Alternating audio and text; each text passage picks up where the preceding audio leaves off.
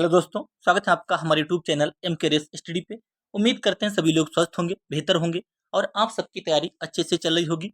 आज हम लोग डिस्कस करेंगे साइंस विज्ञान प्रैक्टिस सेट 9 9 टॉप 40 क्वेश्चन और हम लोग यूथ कंपटीशन टाइम्स इस बुक का सोल्यूशन कंप्लीट कर रहे हैं। इसमें हम लोग प्रॉपर तरीके से गणित एवं विज्ञान को डिस्कस करेंगे। पहले हम लोग विज्ञान अभी कंप्लीट कर रहे हैं। आज हमारा प्रैक्टिस सेट 9 है और एक क्लास आपकी बीपीएससी शिक्षक भर्ती 3.0 एंड 4.0 के लिए रामबाण साबित होगी। इसके अलावा आप कोई भी एग्जाम देंगे जिसमें आपकी साइंस पूछी जाएगी, जैसे कि आपका railway, SSC, LP technician, RPF constable and SI, RRB, NTPC, group D, कोई भी आप एग्जाम देंगे उन सभी के लिए एक क्लास जो है इंपॉर्टेंट साबित होने वाली है।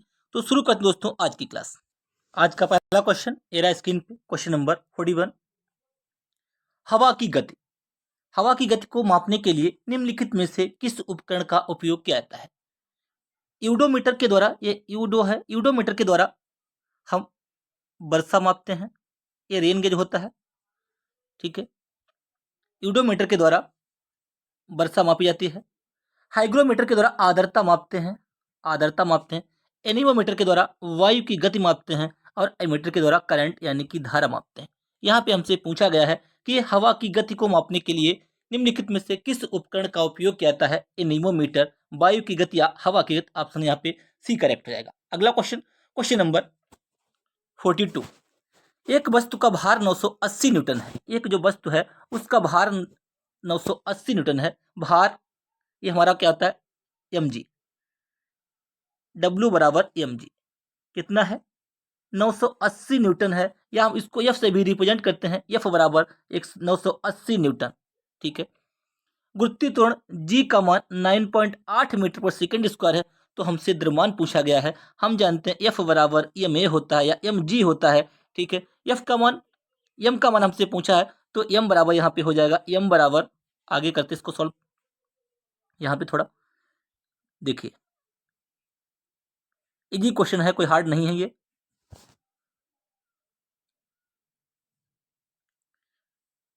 भार कितना है? 980 न्यूटन। हम एफ मान लेंगे, एफ बराबर 980 न्यूटन, क्योंकि बल का मात्रक न्यूटन होता है, ठीक है। और जी का मान दिया हुआ है मेरे भाई 9.8 मीटर प्रति सेकेंड स्क्वायर, मीटर प्रति सेकेंड स्क्वायर। और हमसे पूछा है द्रव्यमान, हमसे पूछा है द्रव्यमान क्या होता है? भार बराबर होता है, एफ बराबर होता है मेरे दोस्त एम जी। भार, भार या बल क्या होता है? एम जी होता है। एफ का मान कितना? 980। और एम हमसे पूछा है, जी कितना है? होता है 9.8, मान दिया हुआ है 9.8। ये दशमलव हटाएंगे, यहाँ एक जीरो बढ़ाएंगे, 9898 कट गया, बचा कितना? एम बराबर 100। एम बराबर 100 के जी, 100 किग्रा। ऑप्शन यहाँ पे मेरे दोस्त ए करेक्ट रहेगा। उम्मीद करते हैं आपको ये पॉइंट समझ में आया होगा। अगला क्वेश्चन, क्वेश्चन नंबर 43। बर्फ पानी पर तैरती है क्योंकि इसका घनत्व, जो चीज मेरे भाई ऊपर तैरेगी उसका घनत्व कम होगा। जो चीज, आपको ध्यान रखना है, जो भी चीज ऊपर तैरेगी उसका घनत्व क्या होगा? पानी से कम होता है। ऑप्शन यहाँ पे हमारा बी करेक्ट हो जाएगा। ऑप्शन हमारा यहाँ पे बी करेक्ट हो जाएगा। पानी का घनत्व क्या होता है? 4 डिग्री सेंटीग्रेड पर अधिकतम होता है मेरे भाई। कितना? 4 डिग्री सेंटीग्रेड पर पानी का घनत्व अधिकतम होता है। बर्फ पानी पर तैरता है क्योंकि इसका घनत्व पानी के घनत्व से कम होता है। अगला क्वेश्चन, क्वेश्चन नंबर 44। क्रायोजेनिक किसको दर्शाता है? जो क्रायोजेनिक होते हैं, क्रायोजेनिक किसको दर्शाता है? कम तापमान, उच्च तापमान, कम दबाव, उच्च दबाव। क्रायोजेनिक क्या होता है? एक कम तापमान को दर्शाता है। किसको? ये मेरे भाई एक कम तापमान को दर्शाता है। क्रायोजेनिक कम तापमान को दर्शाता है। अगला क्वेश्चन, इसके द्वारा क्या होता है? हमने देखा अक्सर जो रॉकेट होते हैं, रॉकेट जो लॉन्चिंग होती है उसमें कम टेम्परेचर पर जो भरा जाता है ईंधन, ईंधन जो भरा जाता है उसका बहुत कम तापमान पर भरा जाता है, इसे हम क्रायोजेनिक रॉकेट इंजन कहते हैं, ठीक है। यहाँ पे आपको ध्यान रखना है कम तापमान। अगला क्वेश्चन, क्वेश्चन नंबर 45। न्यूटन के गति के प्रथम नियम का अन्य नाम क्या है? बहुत बार मैं इन क्लासों में डिस्कस कर चुका हूं, उससे मेरे दोस्त जड़त्व का नियम या गैलीलियो का नियम कहते हैं। इसके द्वारा बल की परिभाषा प्राप्त होती है। अगला क्वेश्चन, क्वेश्चन नंबर 46। न्यूटन ने 3 गति के नियम दिए थे। प्रथम नियम जड़त्व का नियम, दूसरा दिया नियम दिया था, संवेग का नियम, और तीसरा क्रिया प्रतिक्रिया का नियम। यहाँ पे देखेंगे ग्रहों के गति के नियम की खोज किसने की थी। ग्रहों के गति संबंधी नियम दिए थे केपलर भाई ने। किसने दिए थे? केपलर ने ग्रहों के गति संबंधी नियम दिए थे, केपलर ने। यहाँ पे हमारा ऑप्शन डी करेक्ट हो जाएगा। इन्होंने एक पुस्तक लिखी थी 1609 में, एस्ट्रोनोमिया एस्ट्रोनोमिया नोवा प्रकाशित की थी। ये पुस्तक लिखी थी केपलर ने 1609 में। उन्होंने ग्रहों की गति संबंधी केपलर के नियम दे दिए हैं। केपलर ने ग्रहों की गति संबंधी नियम केपलर ने दिए। अगला क्वेश्चन, क्वेश्चन नंबर 47, निम्नलिखित में से कौन सी विद्युत चुंबकीय तरंगे हैं? विद्युत चुंबकीय अल्फा, अल्फा, बीटा, गामा, कौन सी होती है? अल्फा पे पॉजिटिव आवेश होता है, बीटा पे नेगेटिव आवेश होता है, गामा पे कोई आवेश नहीं होता है। विद्युत चुंबकीय तरंगे जो होती हैं वो आवेशहीन होती हैं, यानी कि गामा किरण यहाँ पे हमारा करेक्ट हो जाएगा। गामा नहीं दिया है, बीटा भी नहीं होगा, अल्फा, यहाँ पे तो हमारा एक्स किरण हो जाएगा। क्या हो जाएगा मेरे भाई? एक्स किरण। 47 का हमारा यहाँ पे सी करेक्ट हो जाएगा। एक्स किरण, गामा होता है, यूवी होता है, एक्स होता है, विजिबल होता है, ठीक है, इंफ्रारेड होता है, माइक्रोवेव होता है। ये सारी क्या है? ये एक्स कैसे हैं? ये विद्युत चुंबकीय तरंगे होती हैं। विद्युत चुंबकीय तरंगों के लिए मेरे भाई क्या है? प्रकाश के माध्यम की आवश्यकता नहीं होती मेरे भाई, प्रकाश के माध्यम की आवश्यकता नहीं होती। ये भी पॉइंट आपको यहाँ पे ध्यान रखना। ये आवेशहीन होती हैं, ये आवेशहीन होती हैं। ये सारी पॉइंट बहुत बेहतरीन मैं आपको बता रहा हूँ। अगला क्वेश्चन, इसमें हमारा करेक्ट होगा एक्स किरण। अगला क्वेश्चन, क्वेश्चन नंबर 48, निम्नलिखित में से किस पदार्थ में ध्वनि का वेग सबसे कम होता है? ध्वनि का जो वेग होता है, ध्वनि कैसी तरंग है? सबसे पहले ध्यान रखना है आपको, अनुदैर्ध्य तरंग है मेरे भाई। कैसी है? अनुदैर्ध्य तरंग है। ये किसका पार्ट है? यांत्रिक तरंगों का पार्ट है, यांत्रिक तरंगों का पार्ट। इनके लिए माध्यम की आवश्यकता होती है, माध्यम की आवश्यकता होती है, बिना माध्यम ये गति नहीं करती। ध्वनि का वेग सबसे कम किसमें होगा? ध्वनि का वेग सबसे अधिक होता है ठोस में, फिर द्रव में, फिर गैस में। ठोस में, फिर द्रव में, गैस में, तो सबसे कम होगा गैस में। गैस यहाँ पे कौन दी है? कांच में, जल में, वायु में, इस्पात, इस्पात में। यहाँ पे हमारा कौन सा करेक्ट होगा? ध्वनि का वेग किसमें? वायु में सबसे कम होता है। किसमें? वायु में। अगला क्वेश्चन, क्वेश्चन नंबर 49, निम्नलिखित में से प्रकाश के प्रकीर्णन के अनुप्रयोगों की पहचान कीजिए। प्रकाश के प्रकीर्णन के अनुप्रयोग की पहचान कीजिए। खतरे के संकेतों का लाल होना, नहीं। समय से पूर्व सूर्योदय का और सूर्योदय और विलंबित सूर्यास्त, ये क्या है? ये क्या प्रकीर्णन का नियम है? समय से पहले सूर्योदय और विलंबित सूर्यास्त क्या है? प्रकाश के प्रकीर्णन के अनुप्रयोग है ये। ऑप्शन यहाँ पे हमारा बी करेक्ट हो जाएगा। ऑप्शन यहाँ पे हमारा बी करेक्ट रहेगा। प्रकाश का जो प्रकीर्णन होता है, इसमें क्या है? इसकी क्या पहचान है? इसमें टिंडल इफेक्ट, टिंडल इफेक्ट प्रकाश के प्रकीर्णन की घटना है, टिंडल इफेक्ट। और सूर्य का लाल, और सूर्य का लाल, जो सूर्य हमें लाल दिखाई देता है, यह भी प्रकाश का प्रकीर्णन है। आकाश का नीला होना, आकाश का नीला होना, खतरे के संकेतों का लाल होना, ये सारे किसके? प्रकीर्णन के नियम के अनुप्रयोग हैं। अगला question, question number 50, question number 50, question number 49। देखिए इसमें अच्छा आगे देख दिया है।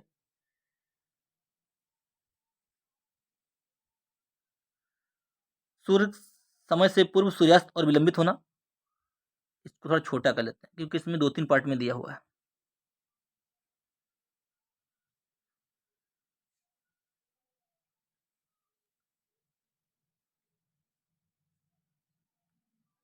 क्वेश्चन नंबर 49, खतरे के संकेतों का लाल होना, खतरे के संकेतों का लाल होना, समय से पूर्व सूर्य उदय और विलंबित सूर्यास्त, तारों का टिमटिमाना, टिंडल प्रभाव, सूर्य का लाल और आकाश का नीला होना, इनमें से कौन सा करेक्ट हो जाएगा? इनमें से कौन सा करेक्ट होगा? इनमें से कौन सा करेक्ट हो जाएगा? देखिए यहाँ पे क्या है?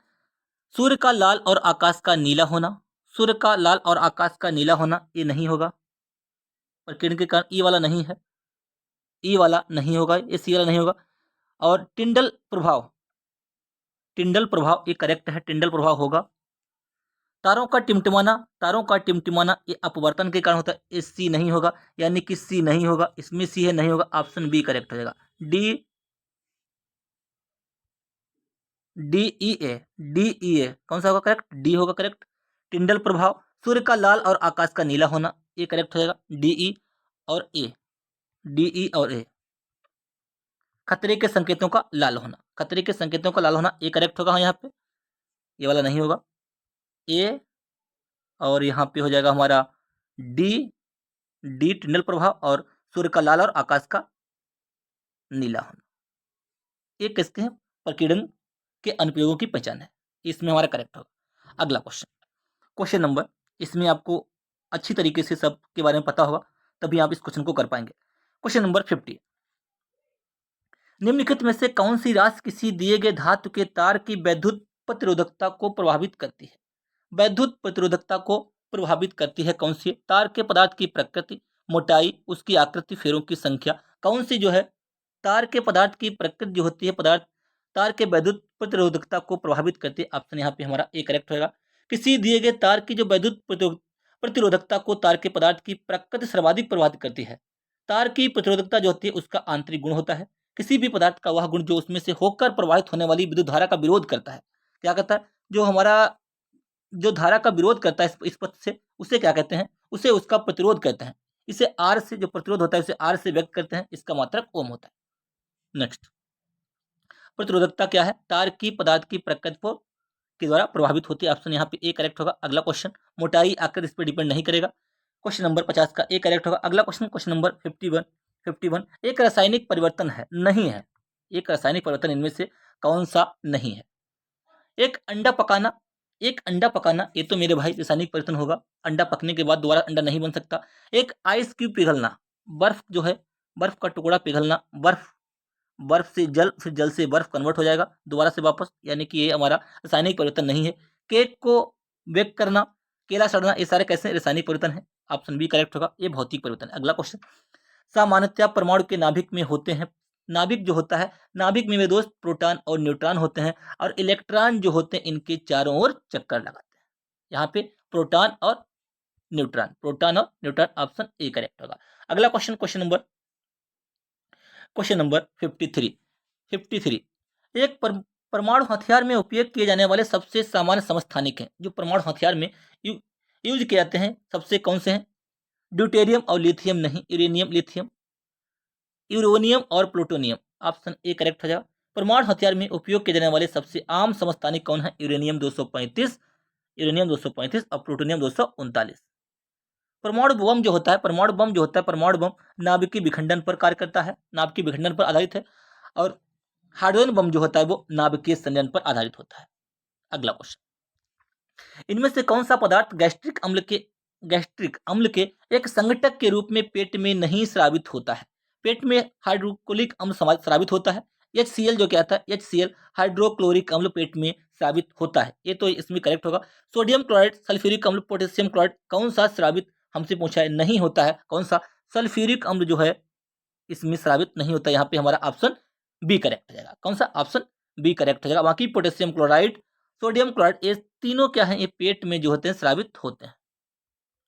इनमें से कौन सा पदार्थ गैस्ट्रिक अम्ल के एक संघटक के रूप में पेट में नहीं स्रावित होता? ये तीनों होते, लेकिन सल्फ्यूरिक अम्ल स्रावित नहीं होता है। सल्फ्यूरिक अम्ल का जो फार्मूला होता है मेरे भाई, सल्फ्यूरिक अम्ल का फार्मूला होता है H2SO4 होता है। इसका जो प्रयोग होता है पेट्रोलियम के शोधन में, कई प्रकार के विस्फोटक बनाने में, रंग व औषधियां बनाने में, संचायक बैटरियों में इसका उपयोग किया जाता है। संचायक बैटरियों में इसका उपयोग करते हैं, औषधियां बनाने में करते हैं, विस्फोटक बनाने में करते हैं। अगला क्वेश्चन, निम्न में से किसे मेंडलीफ की आवर्त सारणी की सीमा के रूप में माना गया था? किसे मेंडलीफ की आवर्त सारणी की सीमा के रूप में माना गया था? किसे मेंडलीफ की आवर्त सारणी की सीमा के रूप में माना गया था? इसमें हमारा कौन सा करेक्ट हो जाएगा? किसे माना गया था? क्वेश्चन नंबर 55, हाइड्रोजन का क्षारीय मृदा धातुओं के साथ साथ हाइड्रोजन के सादृश्य और हाइड्रोजन का कोई विशिष्ट स्थान नहीं दिया गया। हाइड्रोजन का क्षारीय मृदा धातुओं के साथ Li Na जैसे H होता है, Li होता है, Na होता है, K होता है, क्षार धातुएं, फिर क्षारीय मृदा धातुएं BeMg इस टाइप से होती हैं। हाइड्रोजन का क्षारीय मृदा धातुओं के साथ हाइड्रोजनों से सादृश्य और हाइड्रोजन को कोई विशिष्ट स्थान नहीं दिया गया था। ये बात सही है कि नहीं सही है? ये बात सही है कि नहीं सही है? इसमें ये हमारा गलत दिया है, स्थान दिया गया था मेरे भाई। हाइड्रोजन को क्षार धातुओं के साथ साथ हाइड्रोजन से सादृश्य और हाइड्रोजन का कोई विशेष स्थान नहीं दिया गया था। हाइड्रोजन का क्षारीय धातु है, ये क्षारीय धातु है, क्षारीय धातु है। कौन सा इसमें, ये तो गलत है मेरे भाई, ये तो गलत है। हाइड्रोजन का क्षारीय मृदा धातु है, BeMg के साथ नहीं, इनको हाइड्रोजन लिथियम Li Na के क्षार धातुओं के साथ दिया गया था। क्षारीय मृदा है, ये वाला गलत हो गया। क्षार धातुओं के साथ, ये ऑप्शन हमारा करेक्ट होगा। हाइड्रोजन को, जो हाइड्रोजन है, हाइड्रोजन का क्षार धातुओं के साथ साथ हाइड्रोजन से सादृश्य और हाइड्रोजन का कोई विशिष्ट स्थान नहीं दिया गया था, ये हमारा करेक्ट होगा। कोई विशिष्ट स्थान इसको, इनको नहीं दिया गया था। हाइड्रोजन को आवारा तत्व कहते हैं मेरे भाई, क्या कहते हैं, हाइड्रोजन को आवारा तत्व कहते हैं। इनको कोई विशिष्ट स्थान नहीं दिया गया था। लेकिन ये किसके साथ में, क्षार धातुओं के साथ में, क्षारीय मृदा नहीं होगा, क्षारीय मृदा नहीं होगा। स्थान स्थान दिया गया था, नहीं, ये नहीं दिया गया था, क्षारीय मृदा नहीं होगा। ऑप्शन यहाँ पे बी करेक्ट होगा। अगला question, question number 56। Question number 56, निम्नलिखित गैसों में से किसमें एक तीखी गंध होती है, किसमें एक तीखी गंध होती है, अमोनिया, कार्बन मोनोऑक्साइड, ऑक्सीजन और हाइड्रोजन। किसमें एक तीखी गंध होती, अमोनिया में एक तीखी गंध होती, इसका फार्मूला होता है NH3। इसकी खोज किसने की थी मेरे भाई, इसकी खोज प्रिस्टले ने की थी। किसने की थी, प्रिस्टले ने की थी। यह नाइट्रोजन का एक प्रमुख, सबसे प्रमुख अकार्बनिक यौगिक है। किसका, नाइट्रोजन का सबसे प्रमुख अकार्बनिक यौगिक है। यह अपनी विशेष तीक्ष्ण गंध के कारण सहजता से पहचानी जा सकती है, आसानी से इसको पहचाना जा सकता है। ठीक है, बर्फ बनाने के कारखानों में रेफ्रिजरेटर के रूप में इसका प्रयोग करते हैं। अगला क्वेश्चन, क्वेश्चन नंबर 57, कार्बन के किस रूप का उपयोग शुष्क स्नेहक के रूप में किया जाता है। कार्बन के किस रूप का उपयोग शुष्क स्नेहक के रूप में कोक, हीरा, कोयला, ग्रेफाइट। ऑप्शन यहाँ पे हमारा डी करेक्ट हो जाएगा मेरे भाई, ऑप्शन यहाँ पे डी करेक्ट होगा। अगला question, question number 58, caustic soda का रासायनिक नाम क्या है। कास्टिक सोडा का रासायनिक नाम क्या है। कास्टिक सोडा क्या होता है, NaOH, सोडियम हाइड्रोक्साइड को कास्टिक सोडा कहते हैं मेरे भाई। किसको, सोडियम हाइड्रोक्साइड को कास्टिक सोडा कहते हैं, NaOH या दाहक सोडा। इसका उपयोग पेट्रोलियम को शुद्ध करने में, इसका उपयोग क्या करते हैं, पेट्रोलियम को शुद्ध करने में, पेट्रोलियम को शुद्ध करने में, साबुन बनाने में, सूती कपड़ों में चमक पैदा करने में, कृत्रिम रेशे के निर्माण में आदि में किया जाता है। कृत्रिम रेशे के निर्माण में आदि में किया जाता है। ऑप्शन यहाँ पे हमारा NaOH, sodium hydroxide, D correct होगा। सोडियम कार्बोनेट का फार्मूला क्या था, Na2CO3। Na2CO3, इसे धोने का सोडा भी कहते हैं। क्या कहते हैं, इसे धोने का सोडा भी कहते हैं, वॉशिंग सोडा भी कहा जाता है। सोडियम थायोसल्फेट, तो सोडियम थायोसल्फेट, सोडियम थायोसल्फेट का जो प्रयोग होता है, इसका फोटोग्राफी में करते हैं मेरे भाई। किसमें, फोटोग्राफी में इसका प्रयोग किया जाता है। सोडियम क्लोराइड, ये क्या होता है, NaCl होता है, ये साधारण नमक होता है। क्या नमक होता है। अगला क्वेश्चन, क्वेश्चन नंबर 59, निम्नलिखित धातुओं में से कौन सी फोटो फिल्मों में इस्तेमाल की जाती है। कौन सी फोटो फिल्मों में इस्तेमाल की जाती है, मैग्नीशियम, रजत, पारा, प्लेटिनम। कौन सी क्या थी, रजत यानी कि चांदी, सिल्वर, Ag। ऑप्शन यहाँ पे बी करेक्ट रहेगा। इसको हार्न सिल्वर कहते हैं। सिल्वर जो क्लोराइड होता है, AgCl, इसे हार्न सिल्वर कहते हैं मेरे भाई। क्या कहते हैं, हार्न सिल्वर। इसका उपयोग जो होता है फोटोक्रोमेटिक कांच बनाने में होता है। जो सिल्वर आयोडाइड होती है, AgI, एक कृत्रिम रेन, आर्टिफिशियल रेन कराने में इसका उपयोग किया जाता है। सिल्वर जो ब्रोमाइड होती है, AgBr जो होती है, इसका जो प्रयोग करते हैं वो फोटोग्राफी में करते हैं। अगला क्वेश्चन, क्वेश्चन नंबर 60, RDX क्या है। RDX क्या है, ये कीटनाशक एक विस्फोटक होता है मेरे भाई। क्या होता है, RDX क्या होता है, एक विस्फोटक होता है। रिसर्च एंड डेवलप्ड एक्सप्लोजिव, क्या होता है इसकी full form, research and developed developed developed explosive. एक विस्फोटक होता है, विध्वंसक विस्फोटक होता है। अगला क्वेश्चन, यह कैसा एक कार्बनिक यौगिक है। इसका फार्मूला O2N2CH2 का होल थ्राइस, ये होता है मेरे भाई। अगला क्वेश्चन, क्वेश्चन नंबर 60, निम्न में से कौन सा पाचक एंजाइम लार में पाया जाता है। लार में कौन सा, लार में लाइपेज, एमाइलेज और ट्रिप्सिन एंजाइम पाए जाते हैं। लाइपेज, एमाइलेज और ट्रिप्सिन लार में पाया जाता है। निम्न में से कौन सा पाचक एंजाइम, एंजाइम क्या है, लार में पाया जाता है। कौन सा हो जाएगा इसमें, 61 हमारा एमाइलेज हो जाएगा। ठीक है, एमाइलेज होता है, ये लार में पाया जाता है। निम्न में से किस अंग की व्याधियों के निदान के लिए EEG, इलेक्ट्रोएन्सेफेलोग्राम परीक्षण किया जाता है किसके लिए? ये भैया हार्ट के लिए होता है। किसके लिए होता है? ये ईईजी, ये मस्तिष्क के लिए होता है मेरे भाई। हार्ट के लिए तो ईसीजी होता है, ये कार्डियोग्राफ होता है, ईसीजी हार्ट के लिए, लेकिन मस्तिष्क के लिए होता है ईईजी, इलेक्ट्रोएन्सेफेलोग्राम। इलेक्ट्रोएन्सेफेलोग्राम मस्तिष्क की जो गतिविधियां होती हैं वो मानसिक अवस्था की सामान्य और असामान्य स्थिति का पता लगाया जाता है। ठीक है। तंत्रिका तंत्र की जो इकाई होती है वो न्यूरॉन्स होती है। अग्नाशय रस में मौजूद एंजाइम प्रोटीन को एमिनो एसिड में परिवर्तित करता है। कौन सा होता है? Trypsin, pepsin, amylase, lipase. इनमें से कौन सा ट्रिप्सिन एमाइल? प्रोटीन का जो पाचन कौन करता है? वो ट्रिप्सिन करता है। ऑप्शन ए करेक्ट है। अगला क्वेश्चन, क्वेश्चन नंबर 64। निम्न में से कौन सा रक्त प्लाज्मा के समरूप होता है? कौन सा रक्त प्लाज्मा के समरूप होता है लेकिन यह रंगहीन होता है और इसमें कम प्रोटीन होता है? कौन सा जो रक्त होता है प्लाज्मा के समरूप होता है लेकिन यह रंगहीन होता है और इसमें कम प्रोटीन होता है? लाल रक्त कणिका आरबीसी तो कलर होता है, लाल कलर होता है इनका। डब्ल्यूबीसी ये व्हाइट होती है मेरे भाई, डब्ल्यूबीसी व्हाइट। प्लेटलेट्स लसिका, इनमें से कौन सा लसिका हमारा करेक्ट होगा? ऑप्शन लसिका। ये कैसा रंगहीन होता है? लसिका रक्त प्लाज्मा के समरूप होता है लेकिन रंगहीन होता है क्योंकि इसमें हीमोग्लोबिन जो होता है, हीमोग्लोबिन वर्णक नहीं पाया जाता, यह हल्के पीले रंग का होता है। इसमें प्रोटीन कम मात्रा में पाया जाता है। ऑप्शन यहाँ पे डी करेक्ट होगा। एक स्वस्थ व्यक्ति का रक्तदाब होता है, सबको पता होगा, 120/80। 120/80। अगला क्वेश्चन, क्वेश्चन नंबर 66। मानव शरीर में पायरुवेट का ऑक्सी शोषण, पायरुवेट का ऑक्सी विघटन कहां पर होता है? पायरुवेट का ऑक्सी विघटन जो कहां होता है? माइटोकॉन्ड्रिया के अंदर, मांसपेशियां, कोशिका द्रव। इनमें से हमारा कौन सा करेक्ट हो जाएगा? इनमें से कौन सा करेक्ट होगा? माइटोकॉन्ड्रिया में। ऑक्सी जो शोषण होता है वो माइट्रोकॉन्ड्रिया में होता है। कहां पे होता है? माइट्रोकॉन्ड्रिया में होता है। किसमें? माइट्रोकॉन्ड्रिया में। माइट्रोकॉन्ड्रिया को ऊर्जा का पावर हाउस कहते हैं। ऊर्जा का पावर हाउस माइट्रोकॉन्ड्रिया को कहा जाता है। अगला क्वेश्चन, क्वेश्चन नंबर 67। 67 मनुष्यों में अनैच्छिक क्रियाएं जैसे कि रक्त दबाव, लार और उल्टी को इसके द्वारा नियंत्रित किया जाता है। Spinal cord, hypothalamus, pons, medulla. किसके द्वारा मेरे भाई? मेंडुला के द्वारा किया जाता है। ये हिंड ब्रेन का हमारा पार्ट होता है, पश्च मस्तिष्क का। ऑप्शन यहाँ पे हमारा ए करेक्ट रहेगा।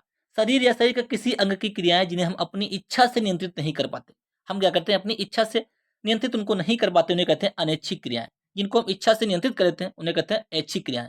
अनैच्छिक क्रिया किसके द्वारा? मेंडुला के द्वारा नियंत्रण किया जाता है। मेंडुला में अनेक तंत्रिका केंद्र होते हैं। ठीक है, ये भी आपको यहाँ पे ध्यान रखना है। जैसे खांसना, छींकना, उल्टी करना, पाचक रसों के स्राव इत्यादि का नियंत्रण यहीं पे होता है, मस्तिष्क के इसी भाग में। अगला क्वेश्चन, क्वेश्चन नंबर 68। दिए गए विकल्पों में से अस्थि तथा मानव शरीर के संबंधित भाग के गलत युग्म का जोड़ा चयन कीजिए। उर्दू, जानुका अस्थि पैर में, मणिबंध गर्दन में, अंतः प्रकोष्ठिका अस्थि हाथ में। उर्दू, हनवस्ति जबड़ा में। देखिए कितनी हार्ड हिंदी दी हुई है, कितने कठिन वर्ड दिए हुए हैं। इसे कहते हैं मैक्सिला। उर्दू हवनस्ति को कहते हैं मैक्सिला। जो हिला जो हिला नहीं उसे कहते हैं मैक्सिला जबड़े। ये जबड़े में होता है, मैक्सिला जबड़े में। ठीक है। जानुकास्ति कहाँ होती है? जानुकास्ति पैर में होती है क्या? जानुकास्ति, जानुकास्ति को कहते हैं पटेला, पटेला बोन। कहाँ पे होती है? ये पैर में होती है, बिल्कुल करेक्ट है। अंतः प्रकोष्ठिका अस्थि हाथ में होती है। कौन सी होती है? अल्ना, इसे कहते हैं अल्ना। अल्ना कहाँ पे होती है? हाथ में होती है, ये भी करेक्ट है। यहाँ पे मणिबंध गर्दन, ये हमारा यहाँ पे गलत दिया हो, ये हमारी हाथ में होती है। कार्पल बोन कहाँ पे? हाथ में होती है, मणिबंध गर्दन में। गर्दन में नहीं है, हाथ में होती है। यहाँ पे हमारा सी जो है गलत है, ए वाला करेक्ट है। ए वाला एक मैक्सिला है, जो हिला नहीं उसे मैक्सिला कहते हैं। जानुका अस्थि, जानुका अस्थि कैसा है? पटेला होती है, पटेला बोन। पटेला बोन पैर में, पटेला बोन पैर में, जानुका पैर में। उर्दू हनस्ती है जबड़े में। मणिबंध ये हाथ में होती है, हाथ में होती है। और अंत प्रकोष्ठिका ये भी हाथ में होती है, इसे अल्ना कहते हैं, अल्ना बोन, अल्ना। तो यहाँ पे हमारा सी करेक्ट होगा, गलत सी दिया हो। अगला क्वेश्चन, क्वेश्चन नंबर 69। निम्न में से किसे भूख हार्मोन कहते हैं? भूख हार्मोन किसको कहा जाता है? क्योंकि यह भूख को उत्तेजित करता है। भूख हार्मोन क्योंकि यह भूख को उत्तेजित करता है, भोजन का सेवन बढ़ाता है और वसा के भंडारण में वृद्धि करता है। उसे कौन सा हार्मोन कहते हैं? उसे कहते हैं मेरे दोस्त घ्रेलिन। क्या कहते हैं? हंगर। घ्रेलिन हंगर हार्मोन कहता है। घ्रेलिन। ऑप्शन यहाँ पे हमारा डी करेक्ट हो जाएगा। ऑप्शन डी करेक्ट हो जाएगा। अगला क्वेश्चन, क्वेश्चन नंबर 70, निम्न में से किसकी कमी से रिकेट्स बीमारी होती है? विटामिन डी की कमी से रिकेट्स बीमारी होती है, सबको पता होगा। विटामिन डी रिकेट्स बच्चों में, ठीक है। विटामिन ए की कमी से रतौंधी होता है मेरे भाई। विटामिन सी की कमी से स्कर्वी होता है और विटामिन बी की कमी से बेरी-बेरी रोग होता है। विटामिन बी की कमी से बेरी-बेरी रोग होता है। अगला question, question number 71, HIV AIDS विषाणु का संक्रमण नहीं हो सकता स्तनपान से, रक्त आधान से होता है, हाथ मिलाने से, यौन संपर्क से। किससे? हाथ मिलाने से या गले लगने से क्या है मेरे भाई? एड्स नहीं होता। इनके लिए यौन संपर्क करेंगे, रक्त आधान ब्लड ट्रांसफर करेंगे, किसी को देंगे, स्तनपान महिला किसी अपने बच्चे को दूध पिलाएगी, उससे भी ये हो सकता है। लेकिन हाथ मिलाने और गले मिलने से ये नहीं होता मेरे भाई। हाथ मिलाने और गले मिलने से इसमें एड्स नहीं होता है। अगला क्वेश्चन, क्वेश्चन नंबर 72, अगला क्वेश्चन, रक्ताला रक्ताल्पता यानी कि एनीमिया स्थित किसकी वजह से होती है? एनीमिया जो रक्ताल्पता होती है स्थित किसकी वजह से होती है? यहाँ पे कौन सा करेक्ट? प्लेटलेट्स की कमी, आरबीसी की कमी, डब्ल्यूबीसी की कमी, ऑक्सीडेंट की कमी। यहाँ पे कौन सा हमारा करेक्ट हो जाएगा? किसके? आरबीसी की कमी के कारण जो होता है एनीमिया की रक्ताल्पता स्थित आरबीसी की वजह से होती है। ऑप्शन यहाँ पे हमारा बी करेक्ट हो जाएगा, एनीमिया। यानी कि एनीमिया का रक्ताल्पता कहता है, एनीमिया कहता है यानी कि खून की कमी होती है, खून की कमी। यह जो होती है लाल कोशिका आरबीसी में पाए जाने वाले कण हीमोग्लोबिन की संख्या में कमी आने से होती है। जब हमारे शरीर में हीमोग्लोबिन की मात्रा कम होगी तो क्या आरबीसी हीमोग्लोबिन आरबीसी की कमी हो जाएगी, तो फिर तो क्या हमें एनीमिया हो जाएगा। अगला क्वेश्चन, क्वेश्चन नंबर 73, निम्नलिखित में से किस कोशिकीय घटक को कोशिका के प्रोटीन के कारखाने के रूप में जानता है? कोशिका के प्रोटीन के कारखाने यानी कि कहाँ पे प्रोटीन का निर्माण होता है? राइबोसोम होता है मेरे भाई। किसके? राइबोसोम में। राइबोसोम को कोशिका के प्रोटीन के कारखाने के रूप में जाना जाता है। राइबोसोम आरएनए और प्रोटीन, आरएनए और प्रोटीन दोनों से बनी एक अंतर कोश की रचना है, या कोशिका में प्रोटीन संश्लेषण का स्थान है आरएनए।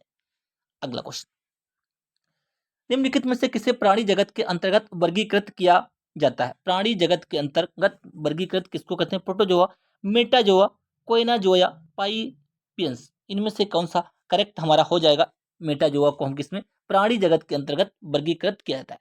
कैरोलस लिनियस ने प्राणी जातियों यानी कि जीवों और वनस्पतियों के नामकरण हेतु एक पद्धति दी थी, उसे कहते हैं द्विनाम पद्धति। कैरोलस लिनियस ने जो पद्धति दी थी उसे कहते हैं द्विनाम पद्धति। इनको कैरोलस लिनियस को भैया आधुनिक वर्गीकरण का जनक फादर कहते हैं। आधुनिक वर्गीकरण का जनक किसको कहते हैं? कैरोलस लिनियस को कहते हैं।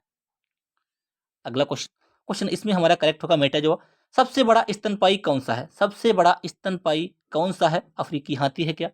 क्या ब्लू हेल है, नर हेरमेट शार्क है, या नर दरियाई घोड़ा? इनमें से कौन सा करेक्ट होगा? ब्लू हेल सबसे मैमल, कौन सा स्तनपायी सबसे बड़ा मैमल है? Blue hello. अगला क्वेश्चन, क्वेश्चन नंबर, अगर यहाँ पे आपसे पूछा जाए सबसे बड़ा स्तनपायी मैमल कौन है, तो है ब्लू हेल। भूमि पर विचरने वाला यानी कि भूमि पर चलने वाला सबसे तेज जानवर चीता है। सबसे तेज जानवर जो है वो चीता है। सबसे बड़ा जानवर जो भूमि पर गति करता है वो अफ्रीकी हाथी है।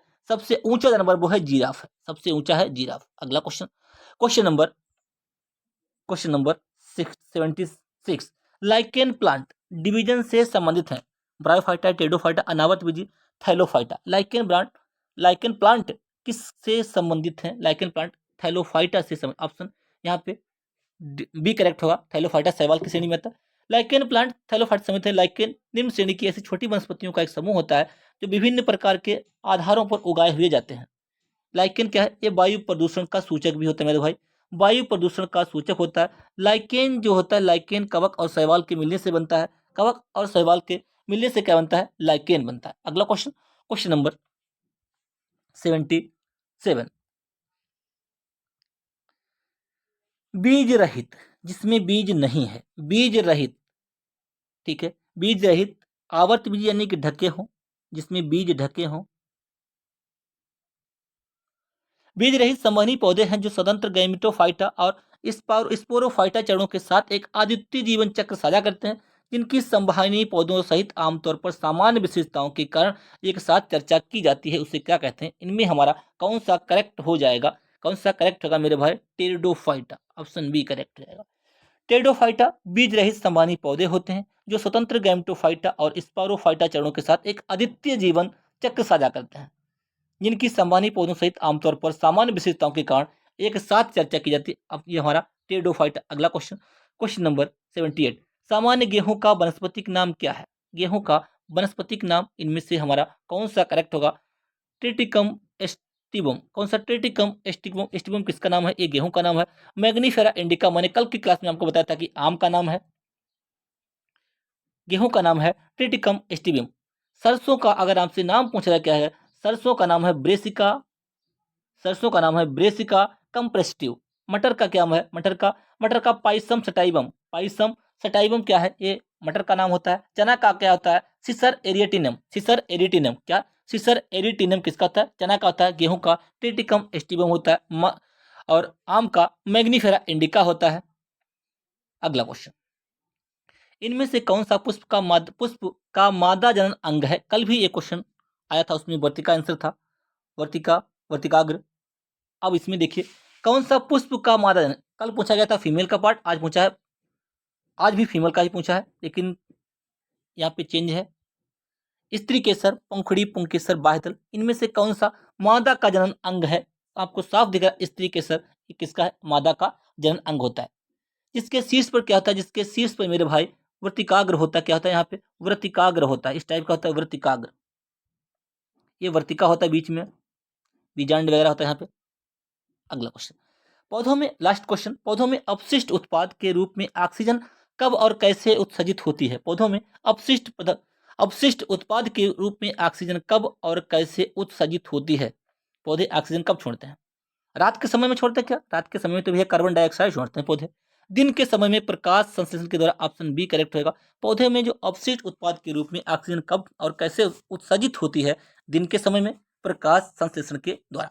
प्रकाश संश्लेषण के लिए पौधे कार्बन डाइऑक्साइड और जल लेते हैं, इसके उपस्थिति में, क्लोरोफिल की उपस्थिति में, और सूर्य का प्रकाश तब जाके C6H12O6 कार्बोहाइड्रेट प्लस ऑक्सीजन निर्मुक्त करते हैं। यहाँ पे हमारा ऑप्शन बी करेक्ट हो जाएगा। उम्मीद करते हैं क्लास आपको पसंद आई होगी। क्लास को लाइक कीजिए, शेयर कीजिए। यदि आप चैनल पे पहली बार हैं तो बेल आइकन दबा लीजिए, जिससे कि मैं जो वीडियो अपलोड करूँ आपको प्रॉपर नोटिफिकेशन मिलता रहे और आप हमें सपोर्ट करते रहिए। क्लास को लाइक, शेयर एंड चैनल को सब्सक्राइब करना ना भूलें। धन्यवाद।